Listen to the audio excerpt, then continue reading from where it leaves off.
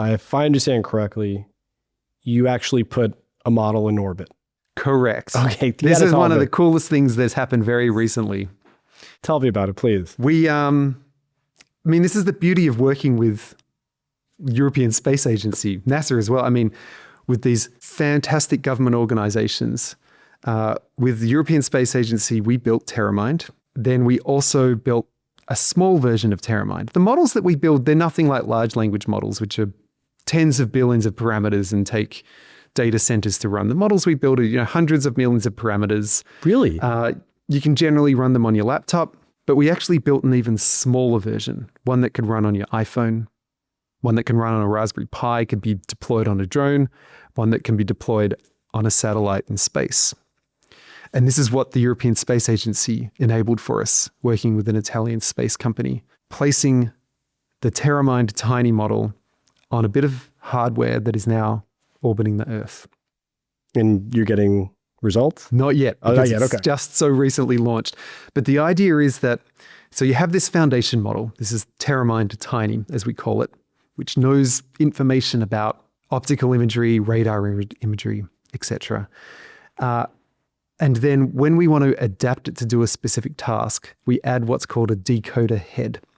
And these can be very small. These can be 2 megabytes in size. It can be used for detecting floods, detecting deforestation, for identifying herds of animals, population movement, etc.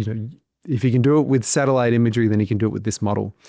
The idea is that because it's just a 2 megabyte file that needs to be uploaded, the decoder head itself can be trained on the ground here, where we have access to GPUs, and then sent up to space and added to the model that's sitting on the satellite. Now the model can process data in space and only send back down the data that's important, the insights that are important. And so this is moving towards this paradigm, which we call software-defined satellites. Where you're able to train a decoder on the ground and then update its capabilities from the ground by just uploading it to the satellite? That's what we're going to be doing next year. I have a question about the decoder a little bit, and a little bit naive. I told you I was going through Andre Karpathy's YouTube series and his GitHub repo, and he was really going through the decoder encoder. And obviously, very simply, he trained it on Shakespeare, and then he said, okay, to be or not, and then he showed the mathematical representation of it, which is, how does it work in this case, the 2 megabyte decoder? How does that actually look? Like, is it still just matrices of numbers, and is it the same thing? Yeah, it's a model architecture, so it's neurons and then it's weights that go along with it. It's 2 megabytes, it's tiny.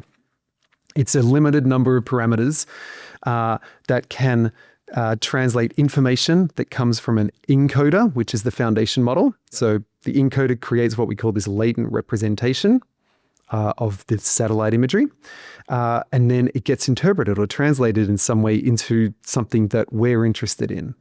And so if we're interested in tracking active wildfires, it would be a segmentation model that will detect, here is a wildfire, and this is the very particular region it's located.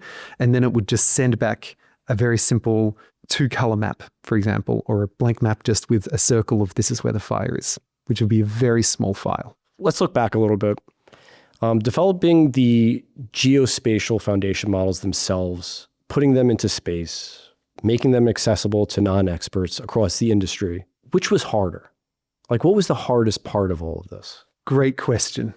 Both are important, obviously. And it's something that we can't do by ourselves. I think building the technology, yes. We're confident that we can build the technology. Doesn't mean it's easy.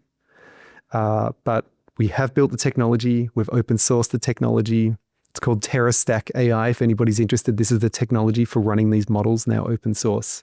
Making it get picked up and easily usable by others, this is where we really rely on the community.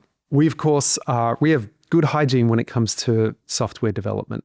I know we're researchers for the most part, but we're also trained software developers. So the code that we release is good quality. Working with NASA, working with the European Space Agency, working with other companies and government organizations, we're able to get this technology into their hands and then work with them to help them answer their questions. It's all about enablement. Every now and again, we'll be talking to a community, to a group of users who don't have the skills required to work on this, to work with the models.